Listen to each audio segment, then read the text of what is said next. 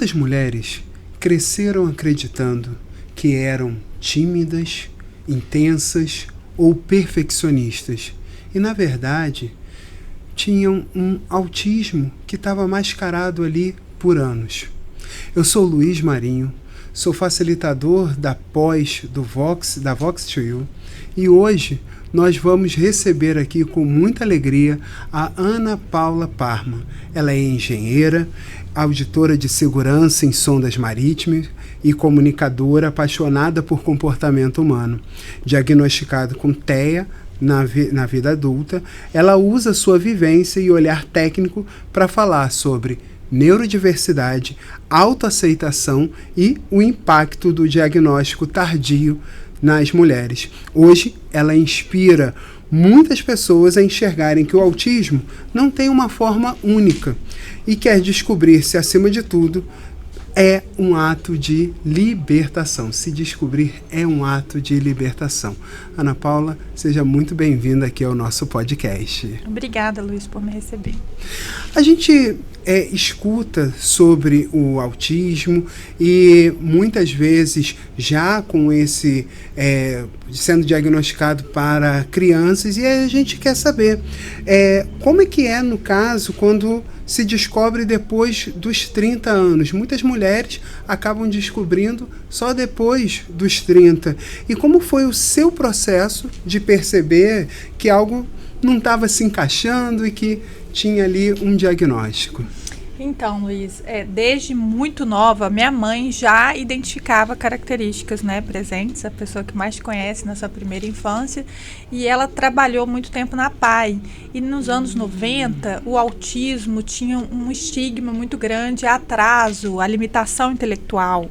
Então, e eu, diferente da limitação, eu tinha muitas facilidades. Eu aprendi a ler sozinha, com 5 anos, quando eu fui para a escolinha eu já sabia ler. Então, ela sempre me apresentava para as pessoas assim: a Paula é autista, mas ela é muito inteligente. Ela emendava o comentário da inteligência na sequência para a pessoa não me desqualificar. E eu chorava, eu lembro que eu me sentia ofendida, Eu não achava que eu era autista. E passei a minha vida inteira achando que a minha mãe foi injusta e me ofendeu muitas vezes com esse comentário. E convivi com muitas dificuldades e não entendia que era por isso. Já com 30 e poucos anos, a minha psiquiatra, que me faz acompanhamento também do TDAH, que já foi, esse sim foi diagnosticado na infância, com 12 anos, falou: Ana, você já pensou em fazer um teste do TEA? Eu acredito que você seja. E aquilo foi um baque, porque não era mais a minha mãe que poderia estar fazendo um bullying familiar ali. Era uma profissional capacitada que tinha percebido características. E aquilo me deixou assim, catatônica, e eu falei: então, tá, mas pra quê? O que eu vou fazer com esse achado, caso venha se confirmar? Me conhecer, você vai se conhecer melhor e vai ter mais ferramentas para lidar com quaisquer dificuldades que venham aparecer na sua vida. E eu fui de peito aberto, achei que não daria positivo, não é positivo e negativo, porque não tem essa classificação, mas não daria a constatação. E foram 9 encontros, o mínimo eu acredito que sejam 7, encontros de 1 hora e meia de testes de memória. É um diagnóstico bem cabal, de quaisquer outras também aspectos que você venha apresentar. E aí eu tive esse diagnóstico e foi surpreendente, porque aí eu pensei, isso explica muita coisa. Explicava meu cansaço, o tanto que eu conseguia conviver muito bem com as pessoas e falava: não, eu não sou assim, eu não sou estranha. Mas, no fundo, eu tinha uma exaustão mental depois de longas exposições sociais que não entendi o porquê, e hoje faz muito sentido.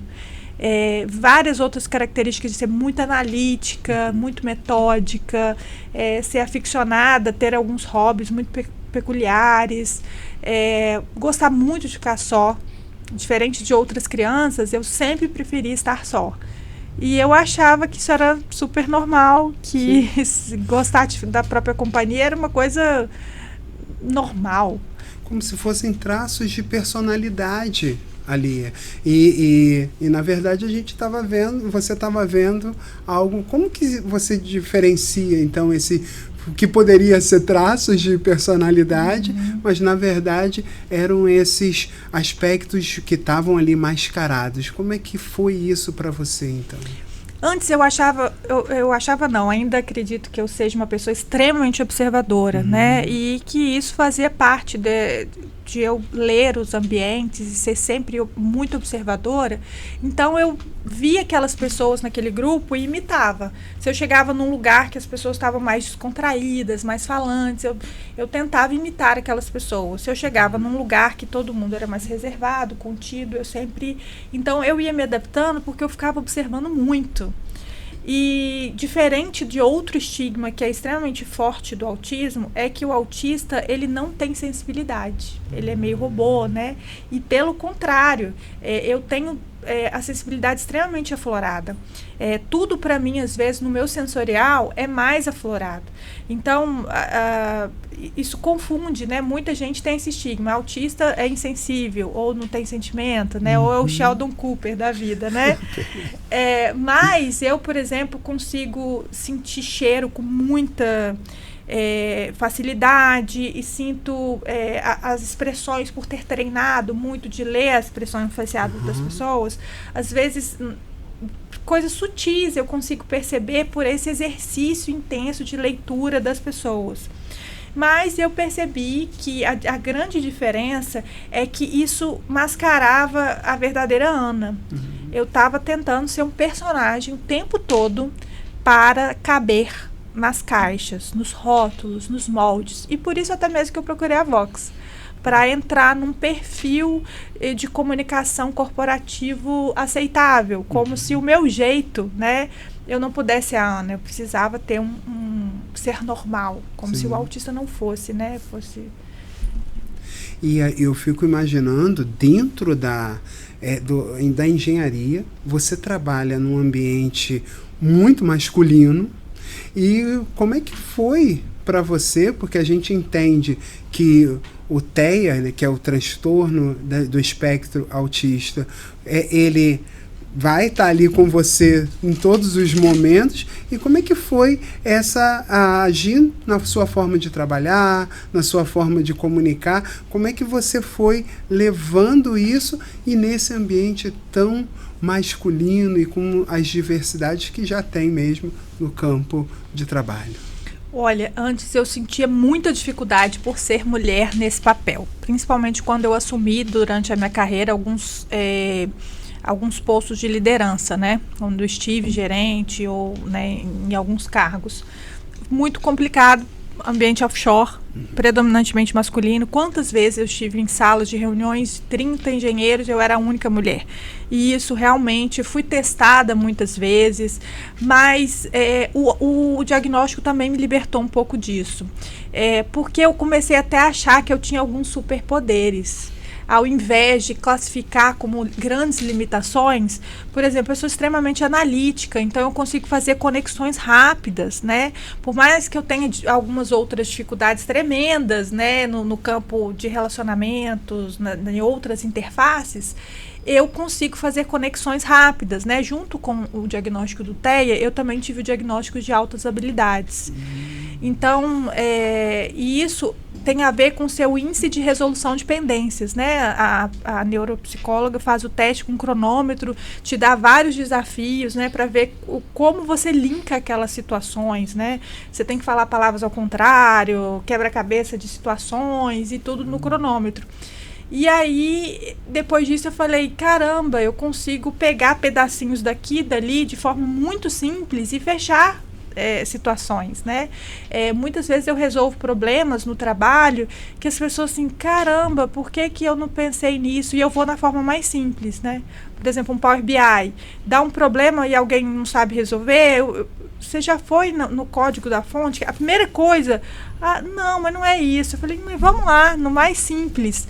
Então, hoje eu integro o meu diagnóstico Continuo fazendo terapia constantemente, acredito que todo mundo deveria fazer, né? E trabalhando o que era dificuldade, muitas vezes eu percebo que não, que às vezes até alguns colegas de trabalho admiravam ser analítica, ser metódica, ser extremamente organizada, cumpro prazos com muita seriedade, levo assim uma seriedade extrema que até me machuca às vezes, né? Porque as pessoas às vezes estão ligando menos para projetos menores e eu acho que como você faz qualquer coisa é como você faz tudo. Então, se a pessoa faz meia boca, né, como a expressão chula, uma coisa, ela faz tudo. Então, eu gosto de, quando eu faço qualquer projeto no trabalho, eu faço o meu melhor.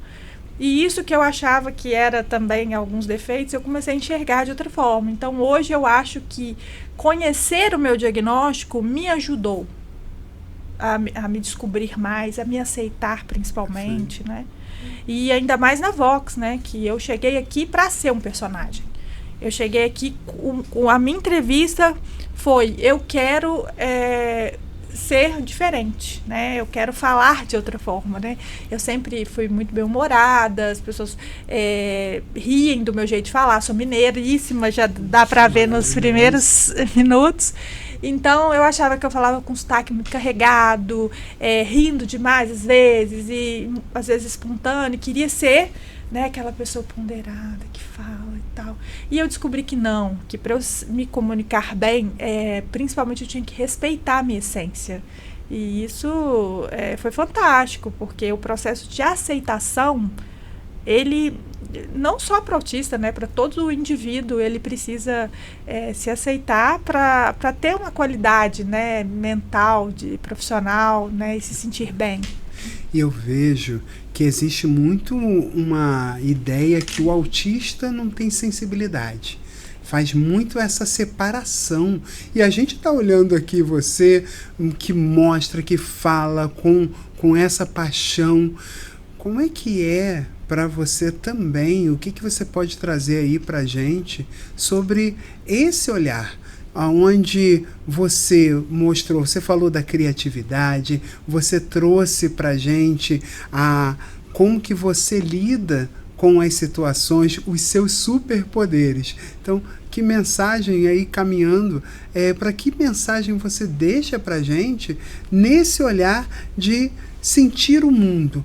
Você tem um superpoder e consegue ser sensível, mas a sociedade diz que não, que o autista eu acho não que eu romantizei muito. Não é tão romântico assim, né? Pelo contrário, é até bem sofrido. Porque aparentemente, né, você é funcional, mas no fundo você tem algum prejuízo para você ter esse diagnóstico. Se você não tiver um prejuízo social, você não é considerado autista. E eu sou nível 1 de suporte. Convivo com outras pessoas com outros níveis que têm dificuldades maiores. Mas, por exemplo, ambientes muito barulhentos, luzes piscantes, até um cinema, o som de um cinema, várias coisas que para muitas pessoas é muito fácil, o shopping, às vezes o trânsito, o povo buzina, pisca, parece que a mente vai colapsar. Então, não é tão romântico assim. Essa sensibilidade aflorada vem com uma enxurrada de sensações maximizadas. Então, ao final de uma exposição social, é extremamente exaustivo. Porém, se você olhar para essa sensibilidade como você tem percepções apuradas de outras situações, você começa a enxergar como um superpoder. Mas ele traz essa dificuldade aí de conforto, né? Porque no final do dia você está exausto após se expor a tantos estímulos que são sufocantes. A gente sente um pouco mais, eu acho. Sim. E aqui eu aproveito para você deixar também uma mensagem para tantas mulheres que talvez ouvindo você começam a se identificar com alguns sintomas, com algumas questões, com alguns hábitos que tem no dia a dia, que a gente pode achar que são traços de personalidade, mas que vão começando a fazer sentido. Mas às vezes as pessoas têm medo de ter o diagnóstico, de buscar, tem esse estigma. Que mensagem você pode deixar para essas pessoas, essas mulheres, principalmente mulheres? Bom, eu acredito que não ter medo. se jogar realmente, porque se conhecer é libertador. Né? Quando você mergulha, né, em si mesmo, você consegue ter uma clareza, né, sobre si, e é fantástico. Eu também tive medo, principalmente pelo estigma. Eu não falo isso para todo mundo, tá? Isso no trabalho, eu não gosto de falar para todo mundo, porque eu acho que vou ser rotulada. Então, eu acho que as pessoas têm medo pelo rótulo. E se ela entender que ao invés de entrar numa caixa, num estereótipo, num rótulo, ela pode se libertar por se conhecer mais, ela vai querer isso, porque ela vai ter uma chave, né, acesso a mais ferramentas ali para se descobrir, para trabalhar melhor as suas dificuldades ou as suas facilidades. E você não tem que caber numa caixa, você pode se libertar por se conhecer. Então, mudar essa chavinha aí. Eu não vou estar cabendo em mais um rótulo, em mais um estigma. Eu vou estar me conhecendo para ser eu mesma. Eu não preciso de um rótulo, eu posso ser eu, do jeito que eu sou. Colorida, brilhante, cheia de purpurina. E eu coleciono cristais. E eu catalogo, ponho o nome deles, estudo, tenho muitos cristais. E ontem, meu marido fez uma viagem ao trabalho e encontrou com um colega de trabalho meu. Aí ele, você trabalha com a Ana Parma e tal. E aí ele falou, moça dos cristais. E eu achei bacana que uma forma de ser conhecida no trabalho é que eu sou apaixonada por cristais. Então, e daí? Isso não é um problema, né? Algumas pessoas acham estranho, né? Eu jogo jogos de tabuleiro todo final de semana, jogos de estratégia, tem que estudar. Gosto do mundo nerd todo, né? Dos cristais. E antes que eu achava isso que era estranho, tipo, meio nerd, assim. Hoje eu acho legal, é uma peculiaridade, uma característica. É um pouco da Ana Parma. Que Exatamente. Maravilha, que maravilha. E a gente se conheceu, você veio para a Vox, você comentou que veio fazer o curso Master e depois veio para a pós, fazendo aí essa continuidade, a potencialização da pós. Eu queria que você contasse para a gente um pouco como é que foi para você esse processo da Vox2U na sua vida, quais foram os resultados, o que você sentiu aí dessa potencialização e da ajuda para você da Vox.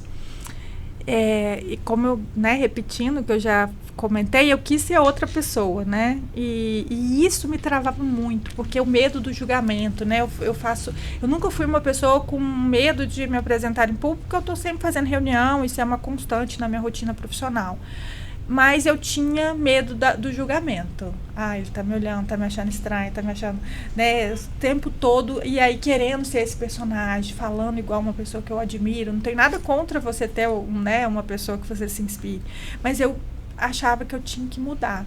E isso me causava uma tensão maior, né? E eu fiz 2 reuniões semana passada em workshops grandes que eu não esperava. E há um tempo atrás eu ia passar mal. Eu ia ter que tomar um Rivotril no banheiro escondida ali, porque eu ia surtar. E foi super leve, super natural, porque eu não estava com medo, porque eu ia ser julgada. Eu senti que eu podia ser a Ana, do jeito que a Ana é, sem esse esforço todo. Então, assim, foi libertador fazer esse curso.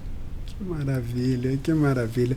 A gente agradece muito e eu quero aproveitar esse momento em nome da Vox2U e entregar aqui para você o seu certificado ao vivo. Vou entregar assim, ó, que aí a câmera ali, ó, já registra também.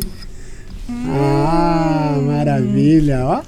Quero foto também. Aí, com foto, coisa boa. Parabéns, obrigada. Ana. E a gente realmente aproveita esse momento aqui para agradecer você pela entrega, pela confiança na Vox2U, sabendo que os nossos caminhos ainda vão se encontrar. De vez em quando a gente está lá na sua empresa, aí vamos, encontramos, e é uma alegria enorme. Conte sempre com a Vox para o que você precisar. Muito obrigado. Foi um prazer. Eu quem agradece.